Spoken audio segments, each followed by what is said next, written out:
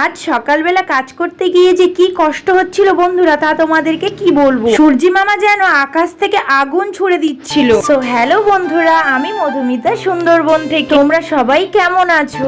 আশা করছি ভালো আছো। আমার এই ছোট্ট মিনি ব্লগে তোমাদের সবাইকে স্বাগত জানাই। জানো তো বন্ধুরা, কাল বিকাল থেকে রাত 11টা পর্যন্ত আমাদের এখানে ঝড় বৃষ্টি হয়েছিল। বৃষ্টিতে আঙিনার লেপাগুলো সব নষ্ট হয়ে গিয়েছিল, তাই তো সকালবেলা পরিষ্কার করে একটু লেপে নিচ্ছিলাম। দুয়ার আঙিনা যদি ভালো করে লেপা না থাকে, দেখতে না একদমই ভালো লাগে না। আর আঙিনা লেপতে লেপতে দেখলাম ঘাসগুলোও বেশ বড় বড় হয়েছে, কিন্তু আজ আর সময় হলো না, অন্য একদিন কেটে ফেলে দেব। কাল রাতে ঝড় বৃষ্টির জন্য ঠিকঠাক করে রাতে খাওয়া দাওয়াও হয়নি, তাই সকালে রান্নার জোগাড়জাটি করে খুব তাড়াতাড়ি রান্না বসিয়ে দিয়েছি। এটা সকালের খাবার, তাই ঢেঁড়স আলু ভাজা করছি আর ভাতের ভিতরে একটা আলু সিদ্ধ করতে বসিয়ে দিয়েছি। মেয়ে ঢেঁড়স ভাজা খেতে চায় না, তাই ওর জন্য আলুটা সিদ্ধ করতে দিলাম।